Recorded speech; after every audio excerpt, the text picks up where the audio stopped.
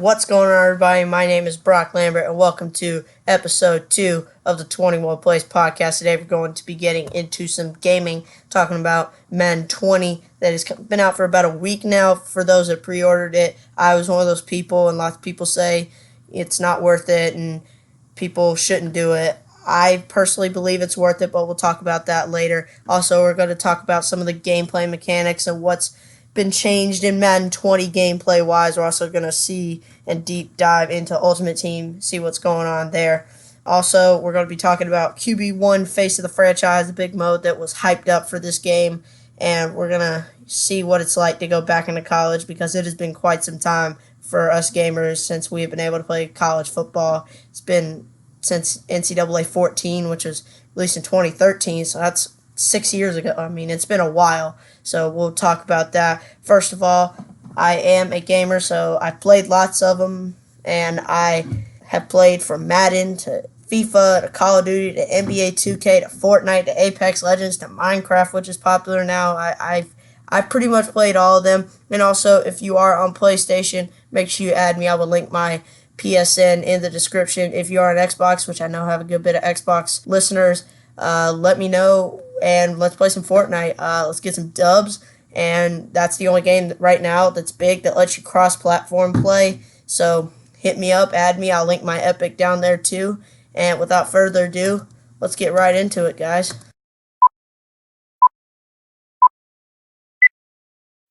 Now to start off, guys, let's talk about some of the gameplay mechanics that were improved in Madden 20, and one of those was the spin move. I am happy to report that the spin move is no longer overpowered like it was in Madden 19. In Madden 19, the spin move was the worst thing to deal with because every running back could do it, and there was no stopping it. You could take and do 3 or 4 spin moves at the time, and you would have a 20-yard play. And with the spin move, I could take my 82 overall Devontae Freeman in Ultimate Team, for example, and I could juke out a 93 overall Khalil Mack because the spin move was just insane, and you couldn't do anything about it. And it was unbelievable how Madden just never did anything about it, and they just let it be, and let it be one thing that ruined it. And to be honest, OP features have ruined Madden games for years, and I believe it started back in Madden 16, right after Odell had his breakout year with his insane catch against the Dallas Cowboys. Everybody went crazy over that, and they were losing their minds over him. And after that, they put in the aggressive catch that was super overpowered in Madden 16. I could take Odell Beckham, put him over a 93 Richard Sherman at the time, for example, and he could just moss him every single time, and what could you do about it? That was nothing.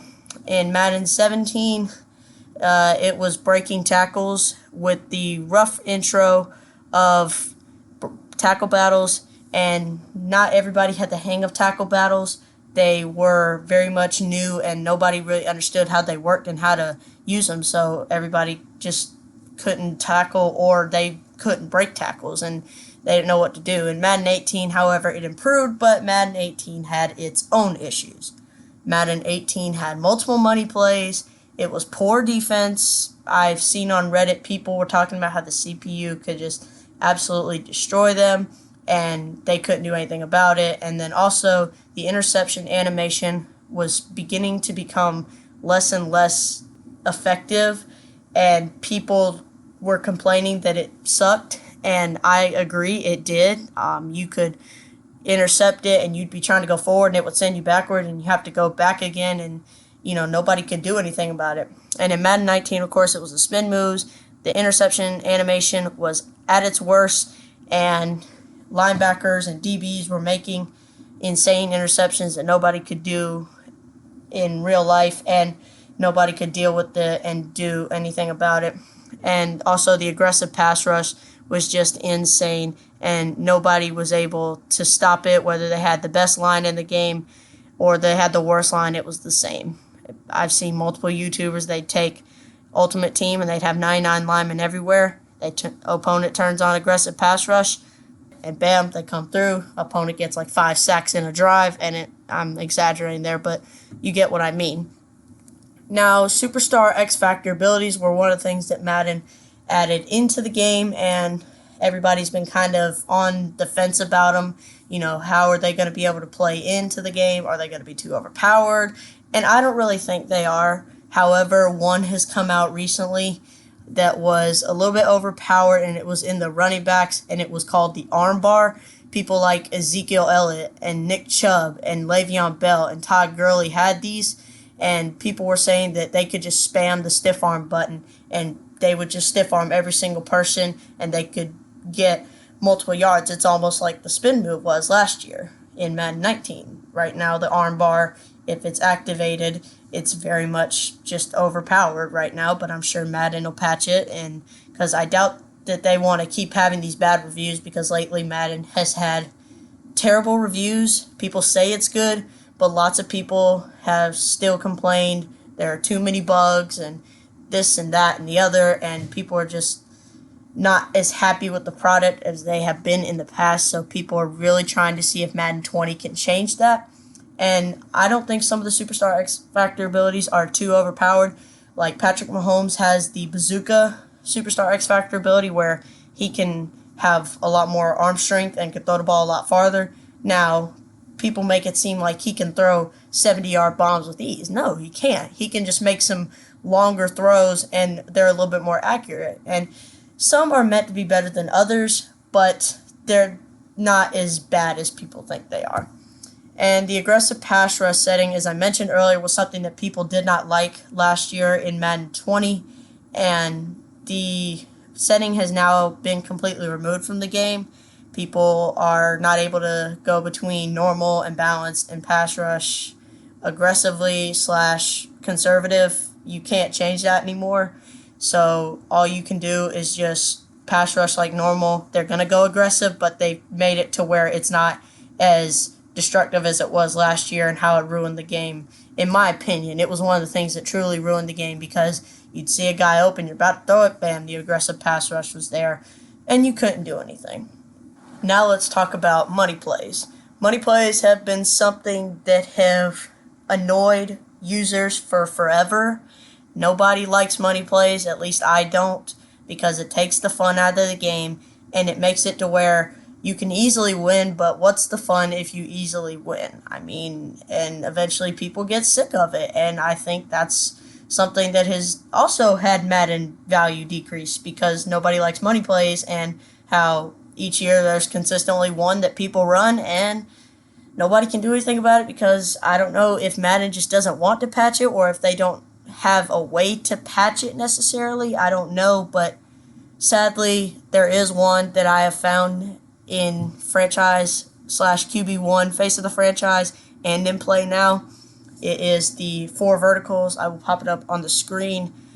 It is very much a cheese play, and you can't really do much about it, because right now it's early in the game, so there's going to be a lot more bugs, but I'm sure Madden will end up patching it anyways. But as you can see on the right in the trio bunch, the top guy runs it to the middle. 60 to 70% of the time he's open, and you just possession catch it. He immediately goes to the ground. You get 12 or 13 yards.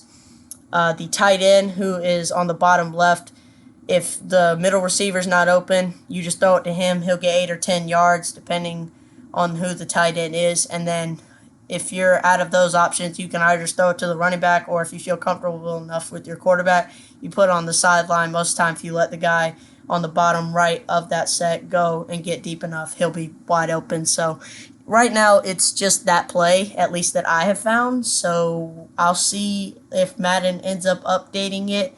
If not, I will end up updating this video anyway, so I'll let you know what goes on with that.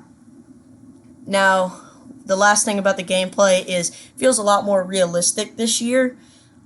And I mentioned earlier that linebackers made insane interceptions, and how you couldn't do anything about it. And there was almost just that feeling of, wow, oh, Jalen Smith made another interception. Great, what can I do about it? And people got annoyed of it. I did, because I would see guys that are open, and all of a sudden randomly DBs and linebackers made insane interceptions. So what can you do? And it it's another thing that takes the fun out of the game, because if the same cheese keeps happening and you can't do anything about it, it takes fun out of the game. But they can no longer jump like they did last year. If you put a touch pass last year, they had a chance to intercept it. If you bullet pass it, they definitely had a chance to intercept it. So that's taken out, really. Also, backups are a lot more different than last year. One of the reports that came out was that backups are going to be a lot different along with the ratings. I could take 77 overall Jacoby Brissett and play now in franchise, and he would play just as well as my 93 overall Russell Wilson. And it was crazy to me because I was like, wow, I can take this Jacoby Brissett, who in the NFL in real life does not play this well, but for my franchise, he's winning me football games. And I mean, it was fun, but also just I was confused somewhat. I was like, how is Jacoby Brissett playing as well as Russell Wilson? Because they are two different people. Nowadays, backups play a lot worse, and even some of the starters are having trouble because they have changed the way the ratings are. They're not giving people, a bunch of 99s to start off the game. They don't ever do that, but they usually give high ratings, and even those guys are not as overpowered and don't play as well as last year, and the difference is a lot more noticeable. Now, moving on into Ultimate Team, my overall first impression is a 6 out of 10, and let me tell you why. The menu overall is not that great of looking. The options, like the auction and trade house, solo challenges, play now, it's very small, and it's a lot more picture heavy, as in there is no space really that's even. It's got a bunch of pictures, and then the options are super small, and I just don't personally like that. I feel like they're oddly placed, and I just don't like the looks of it, and I know that won't get changed because you can't change that kind of thing, so hopefully next year they can fix that up. And also, people have always talked about whether the pre-order was proven to be worth it. I say it is, especially this year because of how the ratings once again are and how players are playing based on those ratings. Last year, ratings didn't reflect how they played. If they had bad ratings, they didn't necessarily play bad.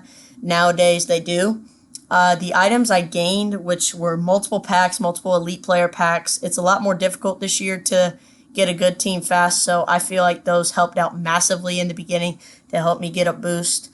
I also realize now you need a complete team this year. You can't just have a good offense and then an average defense and you're going to win a bunch of ball games. You have to have a complete defense, a complete offense, and heck, you're probably going to even need a really good kicker this year because I've seen them, and kickers, I feel like, can't make as good of field goals as they did last year, and I don't feel like that's something that gets covered enough, but they can't make the bangers that they usually do, and so you're going to need a more of a complete team this year. And one thing I've realized is you need a run game. The NFL right now is very pass-oriented. Running backs are getting paid less and less. That's why Le'Veon Bell held out last year. And that's why I think people like Saquon Barkley have surprised us because of how little running backs get used anyways. You think the big names in the NFL are the wide receivers, the quarterbacks, and the occasional big DBs and defensive players such as Jalen Ramsey, Khalil Mack, J.J. Watt. And it's very pass-oriented, and it's much more going towards the offense with rule changes and all that. So even it's reflecting in Madden now. You need a run game. You can't just pass all the time. And only passing will get you so far, and that, I hate to break to you, but that's not very far. So you're going to need a good running back to be able to complement the passing attack that you have. I've also seen that solos are paying a lot more this year, but they're requiring a lot more time and effort. Madden 19, you had little time, and you didn't get as much coinage. You'd get 15,000 coins for maybe 10 challenges, and most of the time they were pretty easy. Maybe the most difficult one was you have to hold an opponent under a certain thing. That may take you a couple tries, but otherwise you were good. In Madden 20, they're still not difficult, but there's a lot more of them. So if you're going to get a bunch of easy ones, you're going to get a lot more of them, and you're not just going to get a couple of them and they get paid the same amount. But the more time you spend, you are going to get more coins. I've seen that. I started off, of course, with nothing, and I'm already up to 30,000, and I spent maybe 20 minutes, not 20. I spent probably close to an hour or maybe 45 minutes playing solos. And a good example is the Baker Mayfield and Deacon Jones challenges.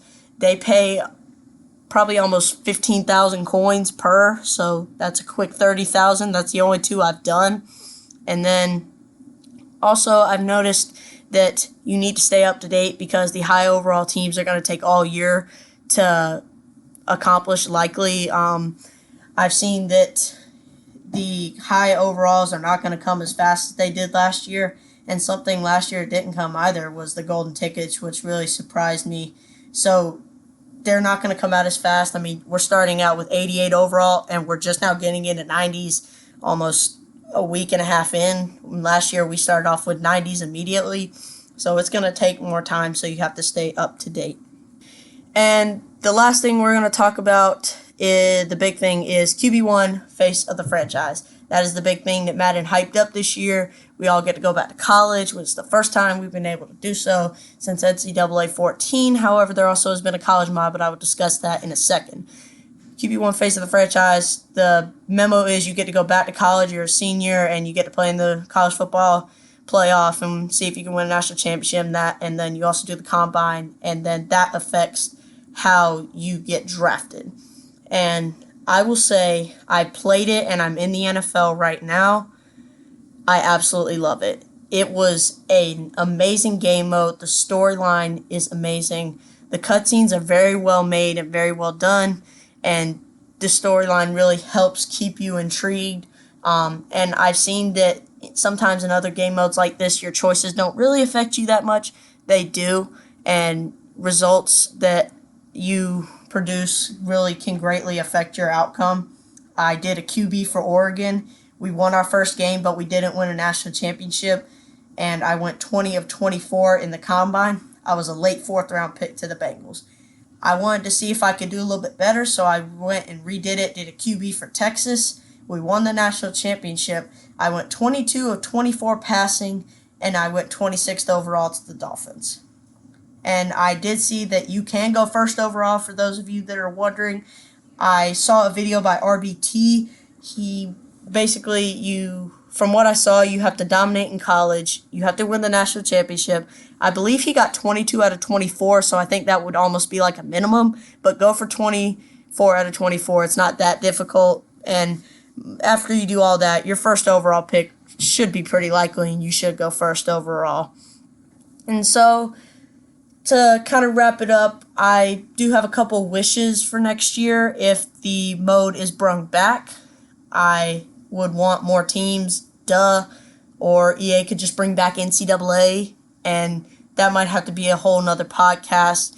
But my basic thing and deal on it is that players should be allowed to their name. They should be allowed to their likeness. I don't see why they can't make money off of their name. That could help pay for certain things like tuition. And then also they get to do it in the NFL. Why can't they do it in college? I mean, I don't see where the issue is with that. I don't personally. And it was a great game. Everybody loves it. Everybody wants it back. Everybody still plays NCAA 14 because it's the last one. And also, it was just one of the best overall games. So NCAA was a good game, and EA was doing a really good job on it. And right now, Madden, as I said, it hasn't had good reviews, so why don't you bring something back that'll make you more money? And so I don't really get it, but I'm not the NCAA. I also have some basic small things like, could we have more team uniform selection, like in the college football playoff? Could we just choose our team uniform, kind of a little bit more customization, also more face options. However, the amount we had this year was good enough to start, but if they bring it back next year, I think they should have more so that we just don't get used to the same thing over and over. You always want to add to it so that your product stays popular. And also, could we select our own gear instead of just having the general right L speed flex and the QB wrist? I mean, these are all basic stuff, but it's just something that can help make it a little bit better. Also, could we have more combine workouts? I feel like, after I did it, I was like, oh, maybe they're going to bring back, the bench press and the 40-yard dash. And when I didn't see that, I was kind of disappointed because I think that's something that is cool. It's small, but it really just helps make it an overall better experience. And also, once you get into the NFL, you get text, but that's it. I don't see any cutscenes. As far as I know, I'm only a year in, but I haven't seen any cutscenes, so I'd like to see more of those, like maybe in the coach's office and maybe on the field or something like that, along with maybe a challenge after that to get you a certain amount of XP or something like that. And also, I noticed that you get really good really fast, and I want to be good. I want my player to be good, but I don't want to get good too fast, because then I feel like if you get too good too fast, then what's the point? You just end up going back and doing the same thing over and over again, and eventually that gets pretty boring. So maybe change the speed at which you get higher overalls, because I probably played through one season and I went from a 78 to a 93. I feel like that's way too good, way too fast, and I feel like that's very unrealistic. I might be the only one that feels that way, but that's just my process and my thinking, because I don't want to get too good too fast, because I feel like this year they've been all about being realistic, and that's not very realistic. I mean, Tom Brady didn't get good overnight. He still had to practice, and, all these starting quarterbacks didn't get good overnight. They had to practice and take time, and I don't think a year is enough time, especially in a place like the NFL. And that's my first impressions of Madden, guys. I truly think this is going to be one of the better games of the decade. Yes, I said the decade, because the past few, there hasn't been too much to be hyped about. I feel like this one is on the right track and has a good first step into the Madden world. So I'm really hoping this turns out to be one of the better games, because I'm really excited to see what this game turns out to be. I will definitely update on this video to make sure to keep you guys updated, because I know not all of you into gaming. Make sure y'all know what's going on in Ultimate Team and Face of the Franchise and any other updates that Madden decides to put out. And guys, let me first say that the last podcast, last time I checked, has almost 130 views in a couple of days. So I just want to thank you guys for the support on that one. Make sure you keep coming back. Make sure you subscribe and turn on your notifications so you can stay updated for when I do these podcasts. I'm going to still try to keep these uploaded as much as I can before school starts and before football gets into full swing of things with football games and all that going on during the week. I'm still trying to put these out as much as I can. And make sure you let me know down in the comment section below what you think of the podcast. This is the first one I've done on my own, so I want to try to get as much feedback as I can so I can try to make this better and better and better every single time I upload. Make sure you follow my social medias and my PlayStation and Epic down below. And I will see you guys next time. Peace out, guys. Through the wastelands, through the highways, and